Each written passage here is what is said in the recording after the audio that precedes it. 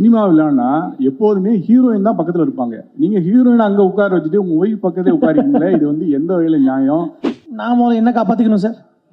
அதனால கொஞ்சம் கருணை காட்டி விட்டீங்கன்னா நான் அப்படியே வந்துடுவேன். ஆனா நீங்க எதிர்பார்க்குற மாதிரி அந்த மாதிரி எந்த காட்சியுமே வைக்கலண்ணா. அந்த மாதிரி கதையும் இது இல்லை. ஸோ நான் பிக் பாஸ்லேருந்து வந்துட்டேன், அதனால நான் படம் பண்ண போகிறேன் அப்படின்றது ஒரு மைண்டில் நான் தாட்டாக வச்சுக்கல. சார் நீங்க ஒய்ஃபுக்கு வந்து ரொம்ப பயப்படுவீங்களோ? என்ன சார்? உங்க ஒய்ஃபுக்கு வந்து ரொம்ப பயப்படுவீங்களோ? அப்படிலாம் இல்லை சார். ஏன்னா ஒரு சினிமா விளையாடுனா எப்போதுமே ஹீரோயின் தான் பக்கத்துல இருப்பாங்க. நீங்க ஹீரோயின் அங்க உட்கார வச்சுட்டு உங்க ஒய்ஃப் பக்கத்தே உட்காரிங்களே, இது வந்து எந்த வகையில நியாயம்? அவங்க வந்து எப்போதும் சேர்ந்து ஹீரோயின் கூட தான் வருவாங்க, அவங்க கூட தான் போஸ் கொடுப்பாங்க, உட்காந்துருப்பாங்க. இப்படி இருக்கீங்களா? அதை பத்தி சொல்லுங்க சார். அப்படிலாம் இல்லை சார். என்னன்னா ஹீரோயின் வந்து கண்டிப்பாக படத்தில் நம்ம கூட ஃபுல்லாக இருக்க தான் போகிறாங்க. நம்ம இது வந்து ஒரு அச்சீவ்மெண்ட்டு சார். இப்போ இந்த டீசர் வந்து நம்ம பார்க்குறோன்னா இது ஒரு பெரிய அச்சீவ்மெண்ட்டு. இது வந்து சாரிங்க, இல்லை சார் வந்து இப்போ தான் யோசிச்சு ஏதாவது ஒன்று பண்ணணுன்னு பண்ணுறாரு, வேற ஒன்று. என்னென்னா இந்த அச்சீவ்மெண்ட்டை வந்து ஒய்ஃபோட நம்ம, ஏன்னா நம்மளோட கஷ்டத்தில் வந்து அவங்க தானே சார் இருந்திருக்காங்க. நம்ம கஷ்டப்படலாமெல்லாம் பார்த்துருக்காங்க. நான் எவ்வளோ புலம்பிருப்பேன், எதாவது அச்சீவ் பண்ணணும்னு எவ்வளோ புலம்பிருப்பேன், அதெல்லாம் அவங்க தான் கேட்டிருப்பாங்க. அவங்க தான் நமக்கு சப்போர்ட் பண்ணியிருப்பாங்க. கஷ்டப்படும் போது அவங்க தான் சப்போர்ட் பண்ணியிருப்பாங்க. ஸோ நம்ம ஒரு விஷயம் அச்சீவ் பண்ணும்போது அவங்களோட உட்காந்து பார்க்கணுன்ற ஒரு ஆசை தான் சார், மற்றபடி ஒன்றும் இல்லை. சந்தோஷமா sir? Director sir, director sir, director sir யார்? சொல்லுங்க சார். சார் இந்த டோப் அடித்த நடிகர் யார் சார்? சாரி சார், கேட்கல சார். டோப் அடிச்சுட்டு வந்தாராம நடிகர், இதுக்கு முன்னாடி நடித்த நடிகர் யாரு? அது ஓப்பனாக சொல்லுங்க தயவு செய்து. விட்டுலாம் சார். அதான் அது வேண்டாம் சார். ஆமாம், ஆக்சுவலாக இவ்வளோ உழைச்சி இந்த படம் எடுத்துகிட்டு வந்திருக்கோம். இப்போ அதை நான் பேசினேன்னா அதுதான் நியூஸாக வரும். அதுக்கு நம்ம இவ்வளோ உழைக்கல.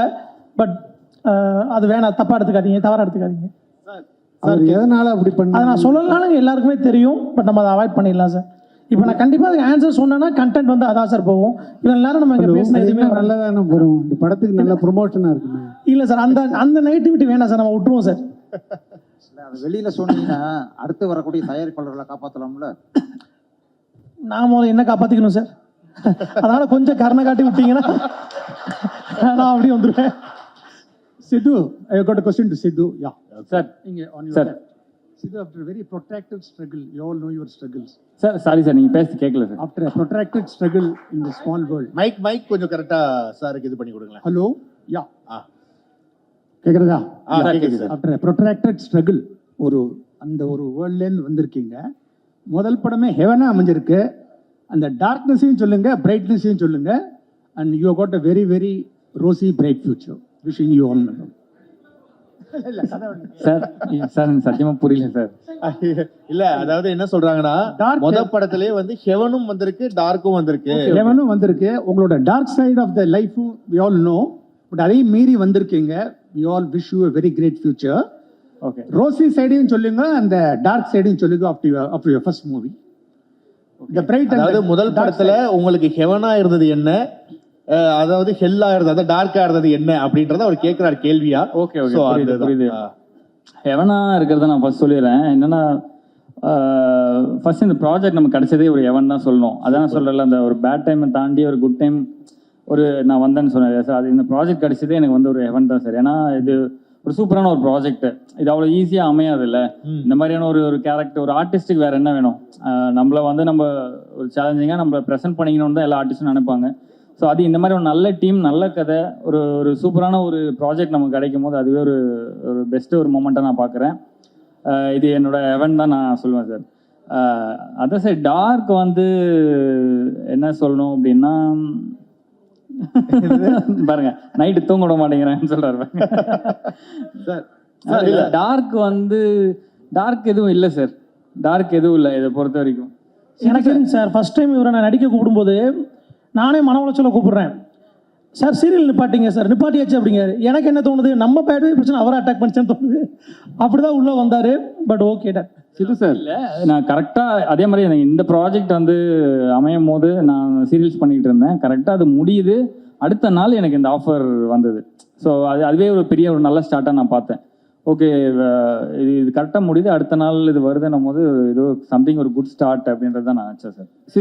சிது சார் இங்கே லெஃப்ட் அதே தான் அங்கே சொல்லுங்கள் சார். நீங்கள் பல வருஷமாக ஸ்ட்ரகிள் பண்ணியிருக்கீங்க. உங்கள் லக்கி சாம் வந்த உடனே டோட்டலாக வந்து வீடியோ போட ஆரம்பித்து ரொம்ப ஹாப்பியாக இருந்தீங்க. இப்போ வந்து எல்லாருக்குமே ஒரு பெரிய நடிகர்களுக்கு புதுசாக லான்ச் பண்ணும்போது பிரசாத் லேப் தான் பெரிய கனவாக இருக்கும். அந்த ஸ்டேஜில் போய் நின்று பேசும்போது பெரிய ஆக்டர் ஆகும்போது தான் இது மாதிரி வந்து பெரிய பெரிய ஹோட்டலில் வைப்பாங்க. ஸோ நீங்கள் பெரிய ஆக்டர் ஆகிட்டீங்களா, இல்லை அந்த எண்ணம் இருக்கா உங்களுக்கு? சார் இப்போதான் சார் நான் வந்து இப்போதான் படிப்படியாக இப்போதான் சார் முதல் படிக்கட்டிலே காலை வச்சுருக்கேன். அதனால் இன்னும் போக போக தான் சார் வரும்.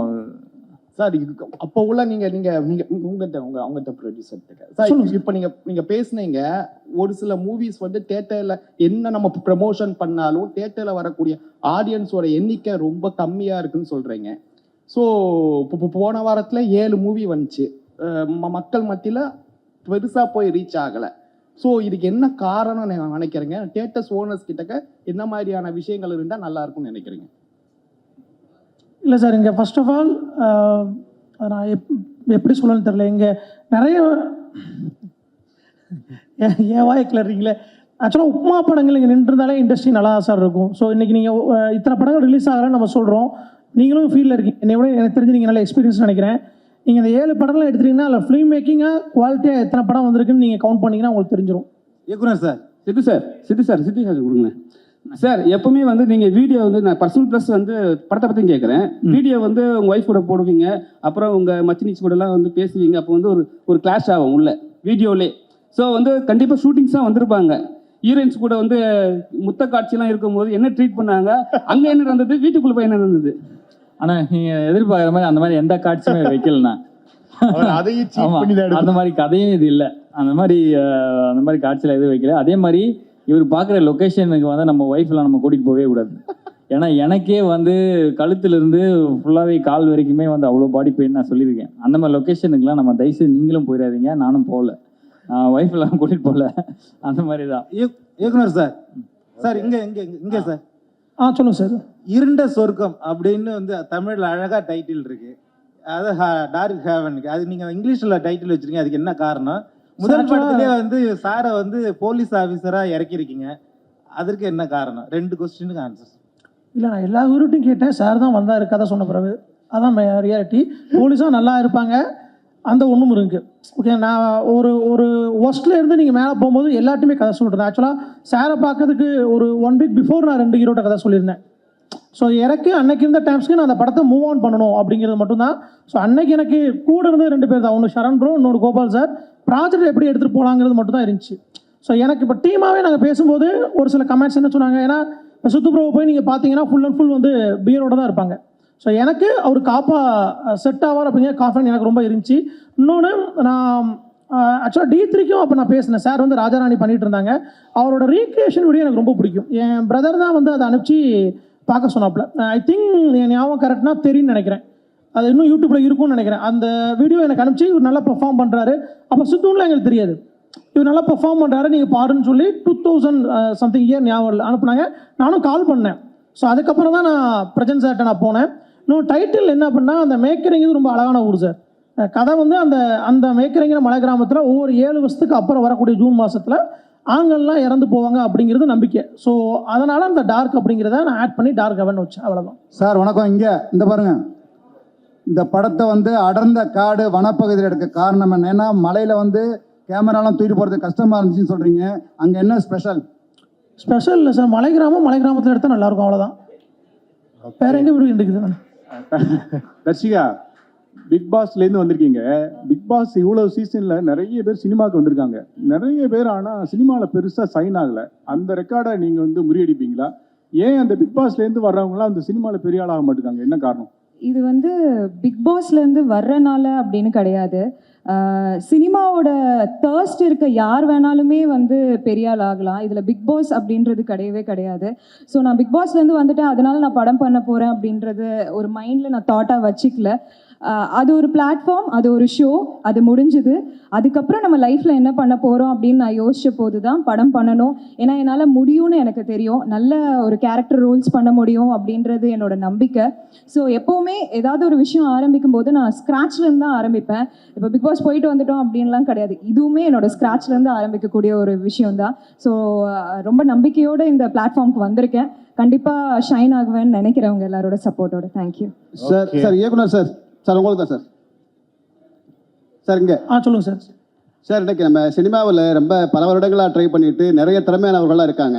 அந்த மாதிரிப்பட்டவங்களுக்கு பல பேருக்கு வாய்ப்பு கிடைக்க மாட்டேங்குது. ஆனால் யாரோ ஒருத்தருக்கு கிடைக்கும் பொழுது அதை சரியாக பயன்படுத்திக்காம யார் நமக்கு வாய்ப்பு கொடுத்தாங்களோ அவங்கள நோக்கடிச்சிட்டு இந்த மாதிரி பண விரயம்லாம் பண்ணிட்டு போகிறாங்க. இந்த மாதிரி உள்ளவங்களுக்கு நீங்கள் என்ன சொல்ல விரும்புறீங்க சார்? சரி சார், ஒரு ப்ராஜெக்ட் வந்து நம்ம நம்பி தான் ஒருத்தரை கூப்பிட்றோம் சார். ஆக்சுவலாக ப்ராஜெக்ட்னு இல்லை, நம்ம லைஃப்லேயே யாருக்கு எந்த கமிட்மெண்ட்டும் நம்ம ஒன்று கொடுத்துட்டோம்னா அதை முடிக்கணும் சார். இல்லைன்னா கமிட்மெண்ட் கொடுக்கக்கூடாது. அதுதான் நான் நினைக்கிறது. ஸோ நீங்கள் ஒன்ஸ் உள்ளே வந்த பிறகு நீங்கள் கார்னர் பண்ணுறதா இருக்கட்டும், இல்லை டாமினேட் பண்ணுறதா இருக்கட்டும், அது நாட் ஓன்லி சினிமா, எல்லாரோட லைஃப்லையுமே அதை அவாய்ட் பண்ணுறதுங்கிறது பெஸ்ட் தான் சார். நான் அந்த சினிமாக்குன்னு சொல்லலை, என் பாஸ்ட்டுங்கிறது இப்போ அதை நான் வந்து சாக்கணும்னு நினைக்கிறேன். அது என்னோட இருக்கட்டும், அதை ஏன் நான் உங்கள் மேலே அள்ளி தெளிக்கணும் அப்படிங்கிற ஒன்று தான்.